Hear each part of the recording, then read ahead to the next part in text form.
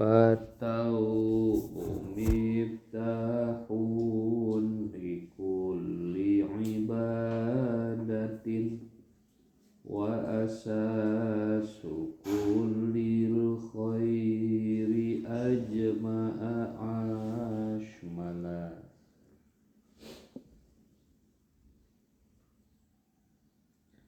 Hari tobat eta koncina jalan taat. Hari tobat eta koncina jalan taat jeung pokona hade dunya akhirat lillah jeung pokona hade dunya akhirat lillah.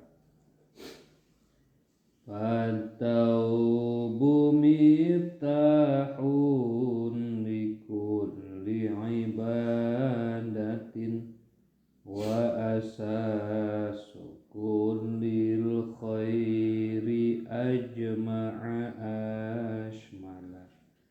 Ari tobat eta koncina jalan taat jeung pokona hade dunya akhirat lillah. Fataubu mangka ari tobat miftahun eta jadi kunci likulli ibadatin pikeun saban-saban ibadah wa asasu kullil khairi jeung jadi pondasi setiap kasayan. Wa asasu kullil khairi jeung jadi pondasi setiap kasayan.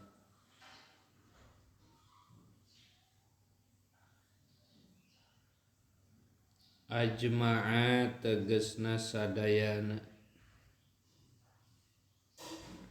Ashmala tegesna sadayana ieu khair.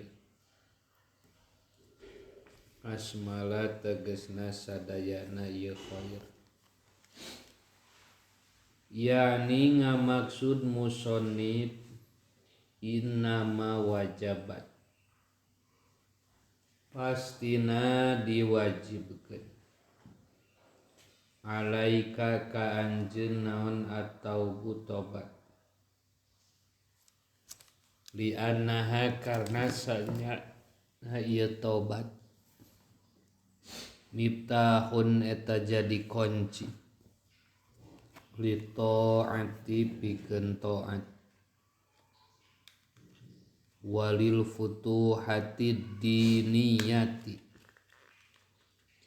jeung pirang-pirang kunci anu bangsa agama.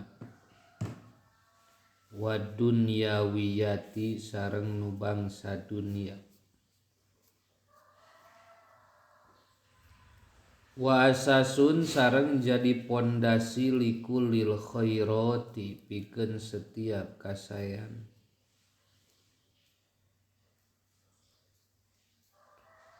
Wa alaiha mangka misti kana ieu taubat tanbani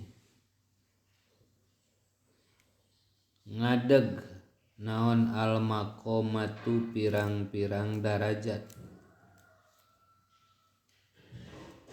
Fakulluman mangka ari setiap jalmi aroda eta nu ngamaksud man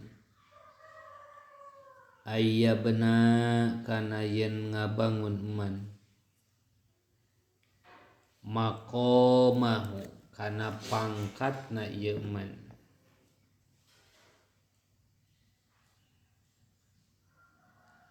Walayuh kamu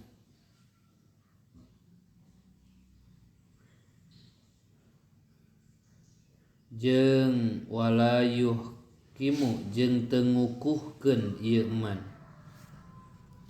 asasahu kana pondasina eman layar tapiu tah teu naek ieu eman bal yan hadimu makom punten walayu kimu teu ngokohkeun si jalma asasahu kana pondasina ieu makom walayar tapi ujung teu naek ieu makom balian hadimu balik taruntuh ieu makom fa ini tuli tabi ghaflatin batin bimajlisin patadarokan muharwila lamun dicoba anjeun ku poho ka Allah lamun dicoba anjeun ku poho ka Allah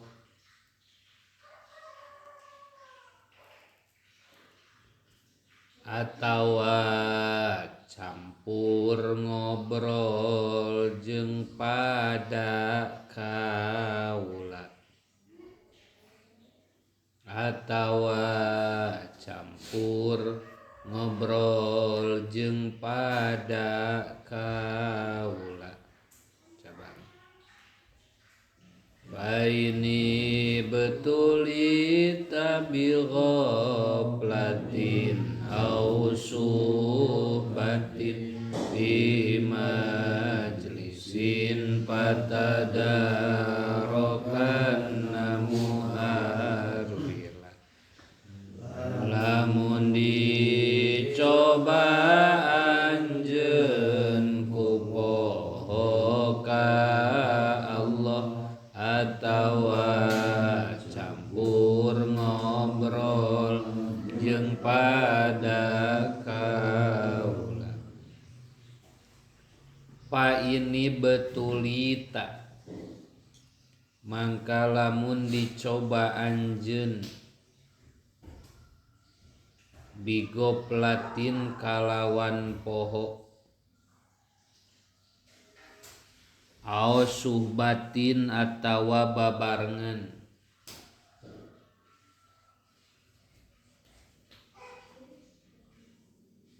fi majlisin dina hiji majlis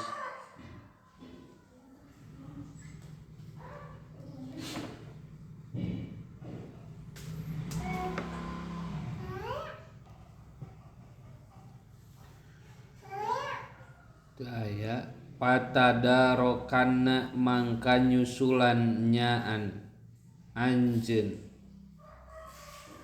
patadarokanna mangka nyusulan nyaan anjeun muharwila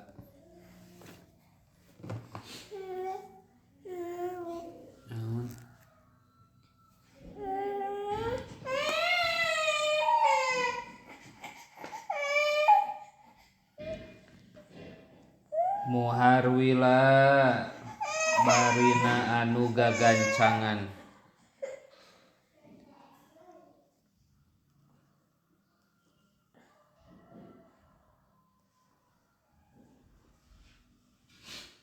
painib tulita mangka lamun dicoba anjeun bigoplatin kalawan poho au suhbatin atawa ngabarengan fi majlisin dina hiji majlis patadarokanna mangka nyusulan nyaan anjeun muharwila barina anu gagancangan aos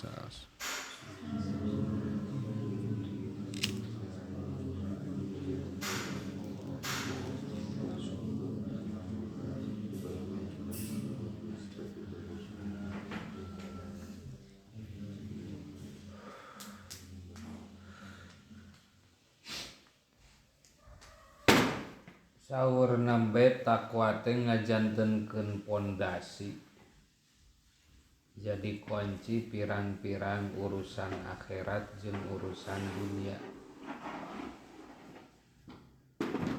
Jadi pondasi pikeun setiap kehalusan.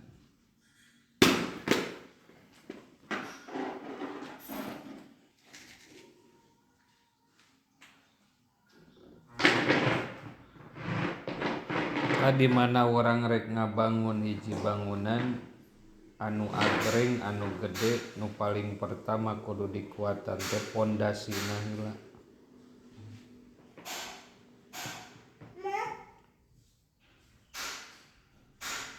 Di mana orang rek ngabangun mang pirang-pirang kehalusan, mang pirang-pirang taat, maka berarti tobat heula nu kudu kuat.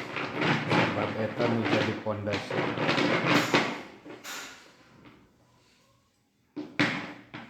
Yani ngamaksud musonib idak kanat di mana bukti. Naon at-taubatu taubat miftahut taati. Eta jadi kuncina taat wa asasul khairati jeung pondasi pirang-pirang kasayan.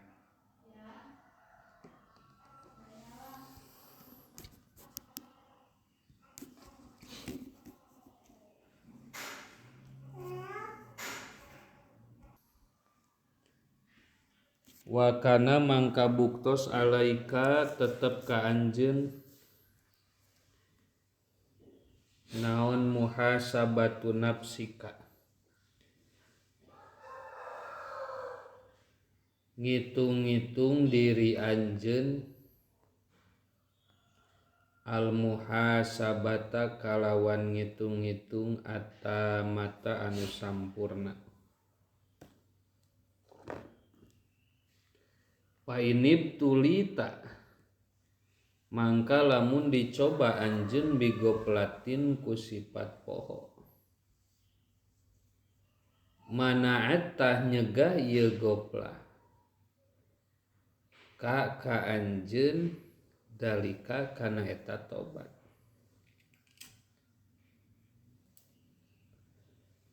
Orang hoream ngaji, hoream ibadah, hoream ngalakukeun kehalusan eta teh balai. Au bisuhbati jamaatin atawa ngabarengan jamaah fi majlisin di hiji tempat. Yamnauna anu nyegah ieu jamaah ka anjeun minhu tina eta majlis.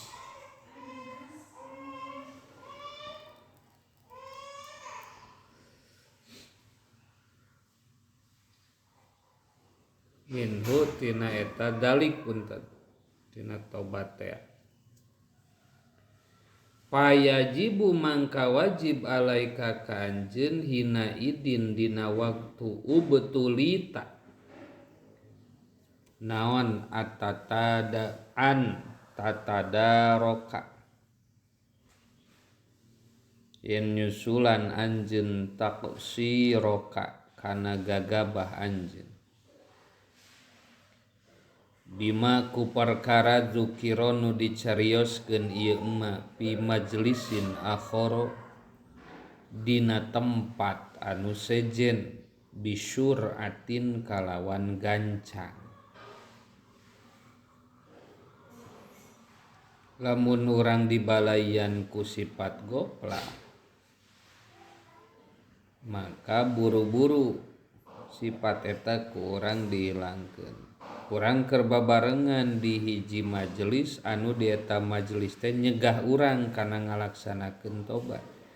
Buru-buru neangan majelis nu sejen nu bisa leuwih ngingetkeun urang kana tobat. Hiji tah wasiat.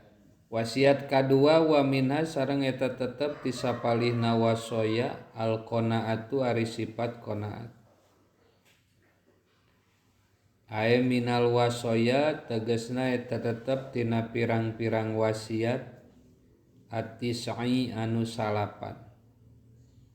Al qanaatu ari sifat qanaat. Wa hiya sareng ari qanaat teh eta ar-ridho ridho bil yasiri ku anu saeutik. Minal ata'i tina paparin atawa pamasi.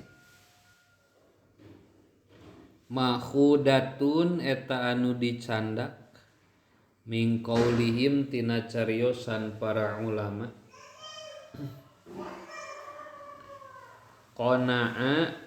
Qani'a lapad qani'a bil kasri kalawan dikasrohkeun qani'a.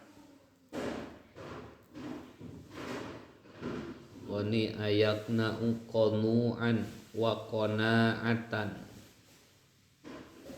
Idza ridho di mana ridho jalma bil yasiri ku anu saeutik. Wa amma qana'a jeung anapun ari lapad qana'a tadi mah qani'a dikasrohkeun ayeuna mah qana'a bil fathi kalawan dipatahkeun. Pamanau maka rimanana qana'a sa'ala eta menta atawa naros. Walidza jeung kulantaran qani'a jeung qana'a kulantaran dua lapad bieu. Qala nyarios sabadum sapalih para ulama.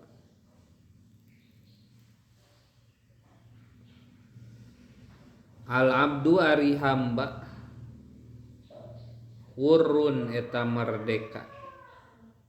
In qani'a lamun qanaat ieu abdun ay ridho tegasna ridho ieu abdun. Bahwa ari lapad qani'a eta bil kasri dikasrohkeun. Wal hurru sareng ari merdeka abdun eta jadi hamba. In qana'a lamun menta ieu abdun. Ai sa'ala tegasna menta ieu abdun pahuwa mangka ari qana'a eta bil fathi kalawan dipatahkeun. Berarti qanaat nu di dieu asal katana tina qani'a lain qana'a. Wa minal ma'naini jeung eta tetep tina dua makna nu bieu qani'a jeung qana'a ridho jeung menta qaulu syairi ari cariosan syair. Al abdu hurrun in qani'a wal hurru abdun in qana'a. Al abdu ari hamba hurun eta jadi merdeka. In qani'a lamun ridho ieu abdun. Wal hurru sareng ari merdeka abdun eta jadi hamba. In qana'a lamun menta ieu abdun.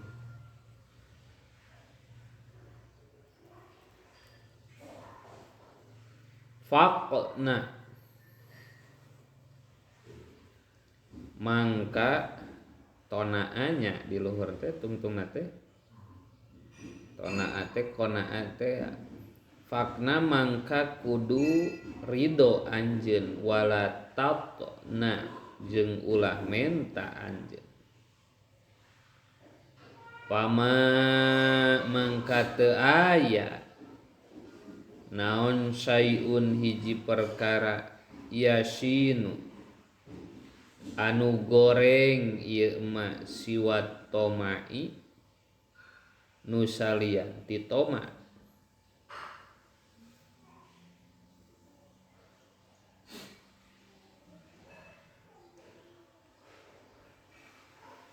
Wal ahadisu jeung ari pirang-pirang hadis al waridatu anu kata nu dongkap fi fadlil qanaati dina kaunggulan qanaat kasiratun eta loba syahiratun anu terkenal nu masyhur. Minha eta tetep tina sapalihna kasiro ma ari hadis rawa nu ngariwayatkeun sal Baihaqi Imam Baihaqi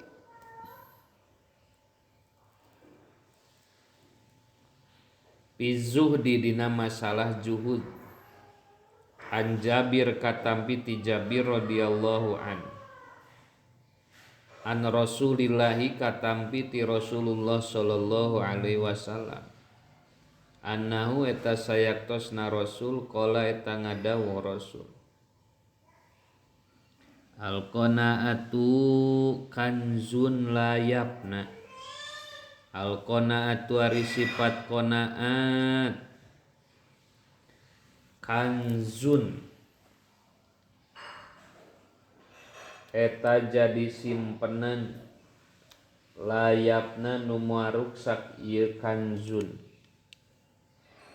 ayil kal kanzi tegasna saperti simpenan aladi anu layap rogu anu moal beak ieu kanzun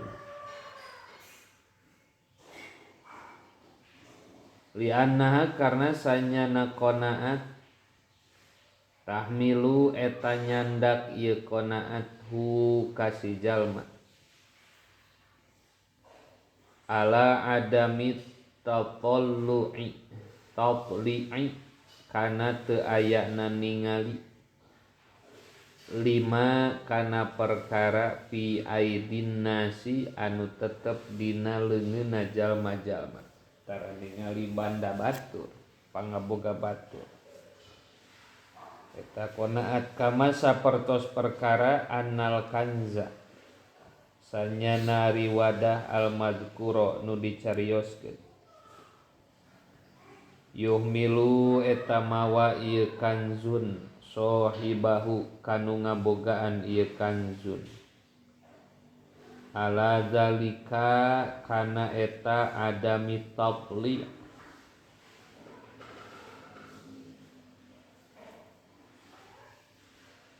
qala nyarios al qutbu Imam Qutbul Ghaus Sayyiduna Abdullah bin Alawil al-Haddad radhiyallahu an innal qanaata kanzun laisa bil fani fagnam hudita ukhayya aishuhal fani innal qanaata sanyana qanaat kanzun eta jadi simpenan laisa nu moal ieu kanzun bil fani eta nu ruksa fagnam mangka kudu ngalap untung anjeun hudita tadi tuduhkeun anjeun ukhayya he dulur kuring aishuha ari kahirupan dunia alfani eta anu ruksa wa'ish jeung kudu hirup anjeun qanu'an barina anu qanaat bila hirsin kalawan teu katedemes wala tomain jeung teu toma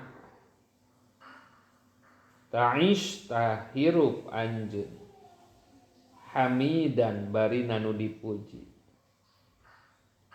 rafi'al qadri anu ngangkat darajat wasyani jeung tingkahna wa qala sareng nyarios saha ghairuhu salianti Qutbul Ghaus ra'aitul qanaata kanzul ghina pasirtu bi adyaliha mumtasik ra'aitu ningali kuring al qanaata kana qanaat kanzul ghina eta jadi wadah kabeungharan pasirtu mangka jadi kuring bi adyaliha kana pirang-pirang tungtungna ieu qanaat mumtasiki eta anu nyekel pageuh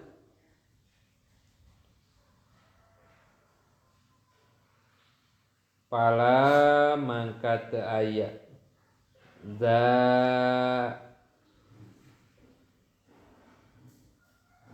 ari jalma yuzani anu nimbang ieu eman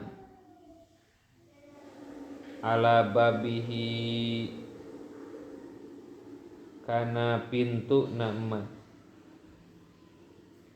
wala jeung teu aya za ari jalma yuzani eta nu nimbang eman bihi ka ieu eman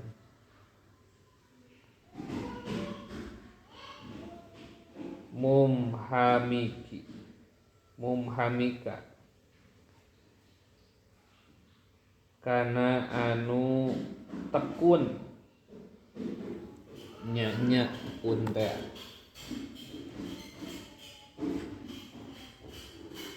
ujalisu calik abdi qaumi sartana kaum abdi bila dirhamin kalawan teu aya duit dirham amuru ngalewat abdi alan nasi ka jalma-jalma syibhul maliki sapertoskeun raja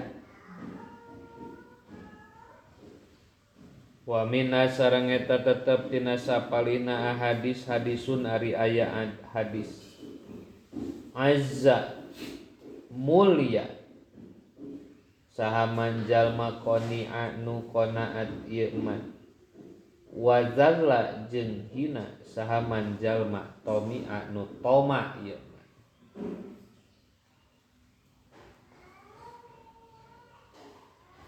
wa mabnal qanaati jeung ari tempatna qanaat eta ala zuhdi kana zuhud fid dunya di dunya fa innan najata mangkasanya nari salamet min hatina dunya fauzun eta hiji kabagjaan wal istirsalu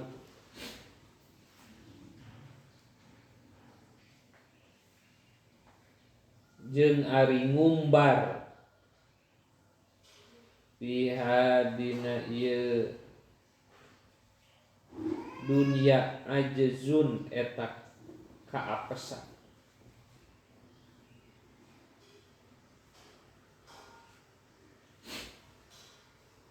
pakikun mangka ari nuhak liman pikeun jalma alima nu nyaho man annal mala kana sanyana harta matrukun eta bakal ditinggalkeun liwarisin pikeun ahli waris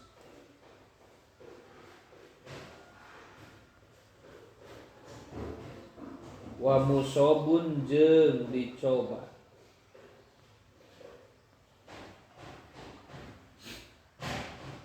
bihadisin anu anyar ayakuna eta yen bukti naon zuhduhu zuhudna eman fiha dina dunya aqwa eta leuwih kuat min robbatihi tinimbang resepna jalma watarku jeung ari tinggalna jalma aksaru eta langkung seueur min tolabihi tinimbang nyuprihna jalma wa idza aradta jeung di mana ngamaksud anjeun antazhada kana yen juhud anjeun fiha dina dunya fangdur mangka kudu ningali anjeun ya ari dunya teh ing daman eta disandingeun saha wa fi yadiman jeung dina leungeun saha dina pangawasa saha ma'a anna halalaha sarta sanyana halalna ieu dunya hisabun eta jadi hisaban wa haroma jeung sanyana haramna ieu dunya iqobun eta jadi siksa. Wa man jeung sajalma tolaban nu nyupri man kana dunya patat tah lepot ieu dunya hukaman. Wa man jeung sajalma nadoro nu ningali man ilaya kana dunya a'mat tah ngalolongkeun ieu dunya hukaman. Wa man jeung ari sajalma istagna anu ngalap sugi ieu man piha dina dunya kutina tah dipitnah ieu man. Wa man jeung sahajalma iftaqor nu butuh ieu man piha dina dunya hazana tah prihatin ieu jalma. Wa ma ahsanu jeung duh pohara alusna naon qaulul Imam Syafi'i cariosan Imam Syafi'i radhiyallahu an umitu matami'i fa arahtu nafsi fa inna nafsa matami'at tahun. Umitu ngamaotan kuring matami'i kana tempat kahayang kuring fa'arahtu mangka ngarinehkeun kuring nafsi kana diri kuring. Fa inna nafsa mangka sanyari nafsu matomiat salagi toma ieu nafsu tahunu tahina ieu nafsu. Wah yaitu jeung ngahirup-hirup kuring al qanu'a kana narima wa kana jeung bukti ieu qanu' maitan eta jadi maut. Papi ihyaihi mangka dina ngahirup-hirupna ieu qanu' murdun ari aya kawiran masunun anu diriksa. Idan dina nalika kitu ida tomaun ari toma yahulu eta cicing ieu toma biqolbi abdin dina hatena hamba alaj ngaluhuran hu ka ieu jalma naon mahanatun kahinaan wa alahu jeung luhurna wa alahu jeung ari darajatna ieu man haunun eta anu hina. Wa qaulu jeung cariosan Imam Syafi'i aidon deui radhiyallahu an warizquka la yaputuka bitawani warizquka jeung ari rizki anjeun la yaputu eta moal lepot ieu rizqun ka anjeun bitawani ku ngengke-ngengke walaisa sareng teu aya ieu sareng sanes ieu kalakuan yazidu eta nambihan fir rizqi dina rizki naon al ana'u nya-nya iza ma kunta di mana teu bukti anjeun za qalbin eta nu ngabogaan hate qanu'in anu loba qanaatna. Paangta mangkari anjeun wa malikun jeung raja wa malikud dunya jeung nu ngamilik dunya sawaun eta anu sarua. Jadi ayana sifat qanaat teh timbul tina sifat zuhud kana haliah duniawiyah. Zuhud teh lain teu boga harta kade. Zuhud teh beunghar, tapi beungharna teu jadi ngahalangan kana ibadah. Qanaat teh lain teu boga, tapi ngalap cukup kuno aya. Maka timbul sifat qanaat teh tina zuhud. Nu bisa ngabatalkeun jeung ngahilangkeun sifat qanaatna di mana urang loba nempo ningali kana naon rupa nu aya di batur. Sebab sok timbul rasa kabita. Ngaran-ngaran geus ningali mah. Poho kanu aya dina diri urang inget-inget kana nu dipiboga ku batur maka ripuh nadunan teu bisa.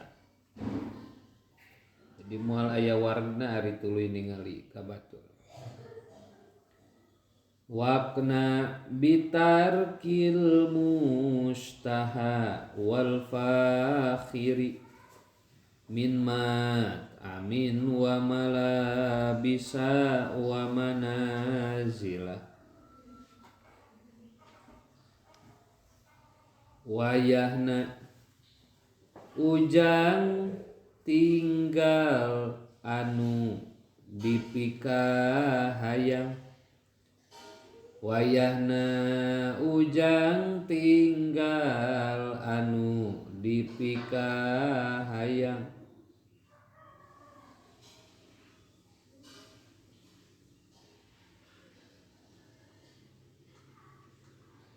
tina dahareun pake imah tempat sila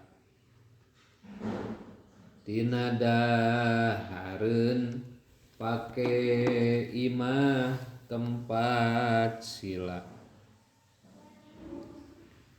wayahna ujang tinggal anu dipikahayang tina dahareun pake imah tempat sila waqna jeung kudu qanaat anjeun bitarkil mustaha kana ninggalkeun nu dipikahayang wal fakhiri jeung anu diagung-agung min mat amin tina dahareun wa malabisa jeung pakean wa manazila jeung pirang-pirang tempat. Bayana ngajelaskeun musannif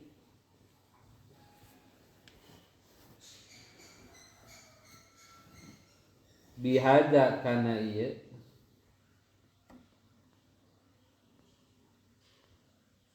ma tegasna perkara tahsulu anu hasil bihi kusabab mah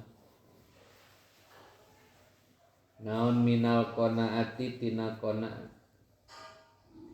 wal mana jeung ari manana wardo eta kudu ridho anjeun ya talibal akhirati hai anu nyupri akhirat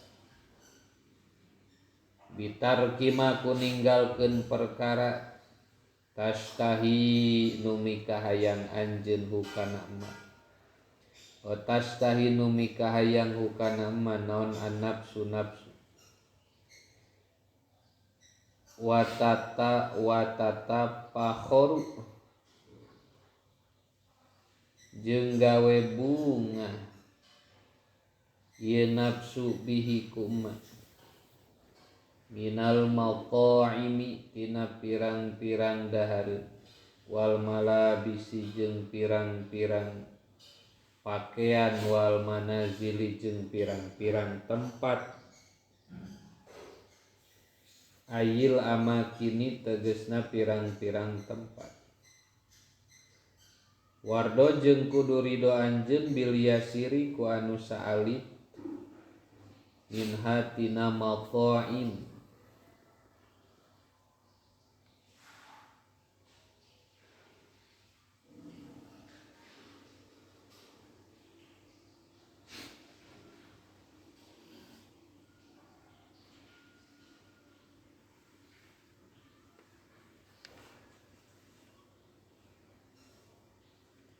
Wawa sareng ari ridho maeta perkara ya sudu nunutupan ieu ma alju'a kana lapar minal mat'ami tina dahar. Wama jeung perkara yastaru nunutupan ieu ma al aurata kana aurat minal malbasi tina pakean. Wama jeung perkara yadfa'u anu nolak ieu ma al harro kana panas wal baroda jeung kana tiris minal manzili tina tempat. An Anas radhiyallahu anhu qala Anas ja'at datang saha Fatimah radhiyallahu anha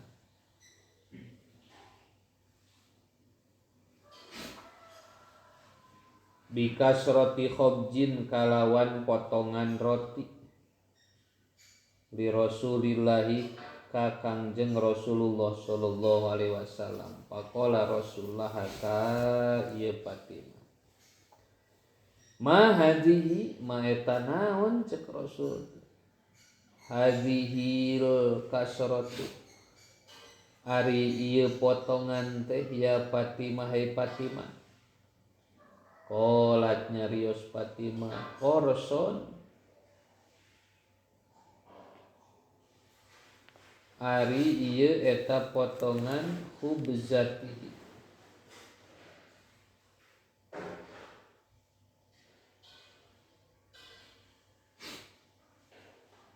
korson eta khubzatihi korson eta karesep Sayyidina Ali di Fatimah tekan garwana walam tatib jeung teu sae naon nafsi salira abdi hatta uti itu sehingga ngadongkapkeun abdi ka anjeun bihadihil kisroti kana ieu potongan. Faqala Nabi ama inget innahu sayangnya na ieu khubzun teh sanyana ieu roti awalu ta'amin eta mimiti dahar dakhalanu asup ieu ta'am pamma abika kana cangkem rama anjeun mungdu salasati ayamin dina waktos 3 pirang-pirang dinten. Pangdur mangka kudu ningali anjeun rahimaka nami kawelas ka anjeun sallallahu Gusti Allah ila hadihi sayyidati ka ieu junjunan asyarifati anu mulia ai suradiyat sakira ridho ieu syarifah Siti Fatimah teh bil yasiri ku anu saalit minal khubji tina roti. Wangdur jeung kudu ningali anjeun ila hadan nabi ka ieu nabi al karimi anu mulia ai sulam yaduk tina sakira teu ngaraosan ieu nabiyil karim salasata ayamin dina 3 pirang-pirang dinten sayan kana hiji perkara minat ta'ami tina tuang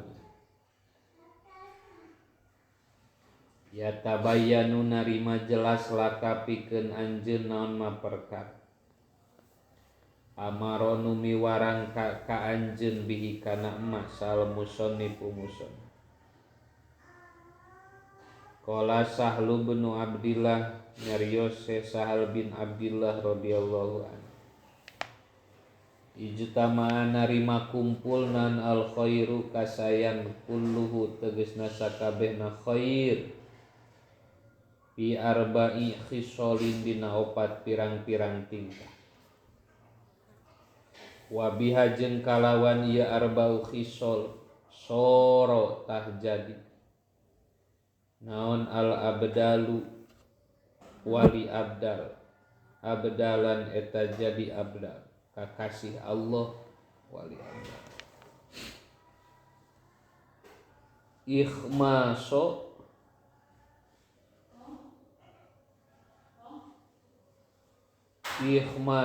butuni eta ngosongkeun pirang-pirang patuangan. Ikhmasol butuni eta ngosongkeun pirang-pirang patuangan. Wasumtu jeung repeh wal khalwatu jeung nyepen wasahru jeung saur wajama jeung ngumpulkeun hakana arba'u khisolin sabadum sapali para ulama fi qaulihi dina cariosan badu yaman yarumu manazilal abdali min ghairi qasdin min hulil a'mal yaman hejalma yarumu nu ngamaksud ieu man manazilal abdali kana pirang-pirang darajat kakasih Allah min ghairi qasdin tina teu ayana pamaksudan min hutiman bil amali pikeun pirang-pirang amal la tatma'an ulah la tatma'an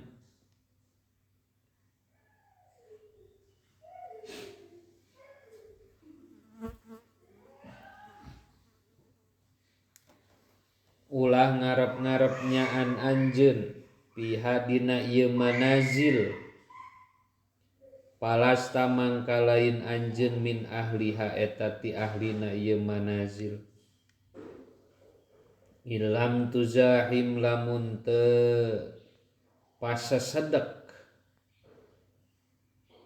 anjeun hum ka ieu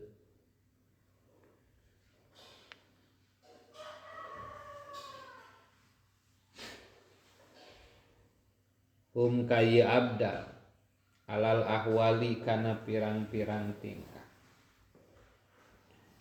baitul wilayati ari tempatna kamuliaan kawalian kusimat eta dibagi naon arkanuhu pirang-pirang rukunna ieu bait sadatuna ari pirang-pirang jungjunan urang sadayana fihi dina ieu bait eta minal abdali tireng-rengan kakasih Allah ma tegesna perkara baina somtin anu tetep antara repeh wa i'tizalin jeung nyingkah daimin anu langgeng wal ju'i jeung lapar wasahari jeung saur an-nazihi anu bersih al-ali anu luhur mayat luban malai sayanihi faqad fatat ladhi ya'nihi min ghairi talat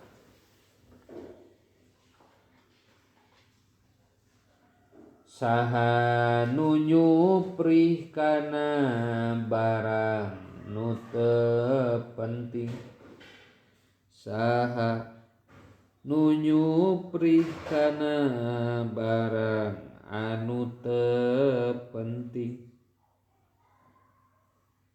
saha anu nyupri kana saha nu nyupri kana barang anu teu penting pasti lepot tinu penting tangtu kacela pasti lepot tinu penting tangtu kacela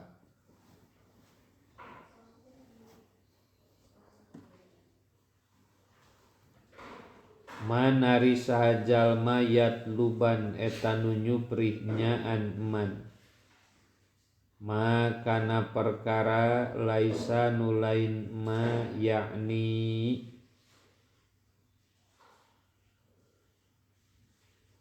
eta ngamaksud ma huka jalma pakod fata mangkanya talepot naon alladzi anu yani nu ngamaksud ma huka jalma min ghairi tila kalawan teu merdulikeun min ghairi tila kalawan teu merdulikeun yani ngamaksud musonif man ari sajalma yatlubu eta nu nyupri man makana perkara laisa nu sanes ma yakni eta ngamaksud ma uka jalma aema tegesna perkara laisa nu sanes ma yuhimmu eta penting ieu ma huka jalma wayab toru jeung butuh jalma ilaihi kana ma minat tanaumi tina pirang-pirang ni'matan watawassu'i jeung jejembaran di dunya wal ibtikhari jeung gumede bil malabisi ku pirang-pirang pakaian al fakhirati nu aralus wa ghairi dalika jeung lian tinu kabeh pakod pata mangkanya talepodu kaman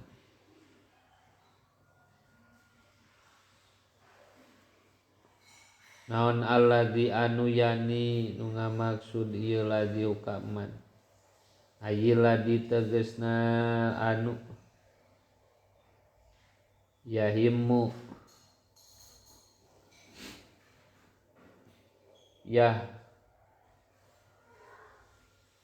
yahimmu anu ngabingungkeun ieu ladi hukaman wayabtiru jeung butuh ieu man ilai kana ma minas sa'yi tina leumpang fil kamalati dina pirang-pirang kasampurnaan wal fadhaili jeung pirang-pirang kaunggulan alati anu hiya ari lati teh wasilatun eta jadi jalan ila naili sa'adati kana meunangna kabagjaan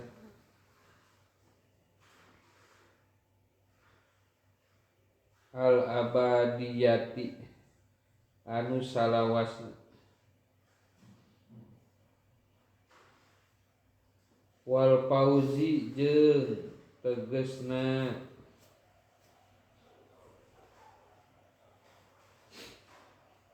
bagja bin ni'ami ku pirang-pirang nikmat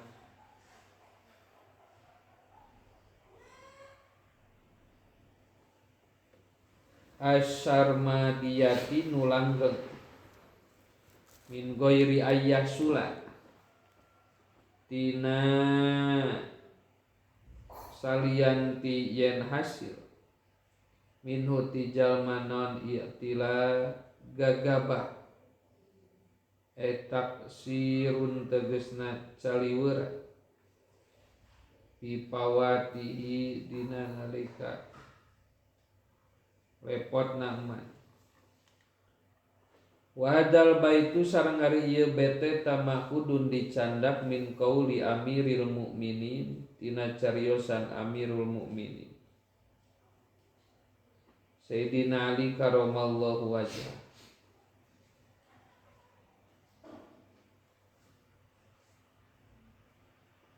Manarisa tolaba eta nu nyupri man malan kana harta yaninu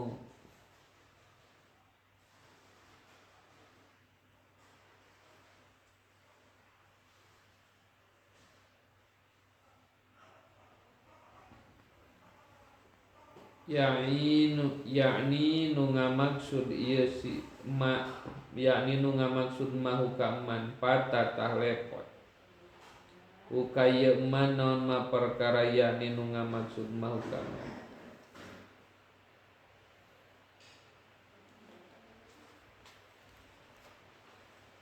Wa minha sareng eta tetep tisapalihna wasoya az-zuhdu ari zuhud wa hiya sareng ari juhud wallahu a'lam.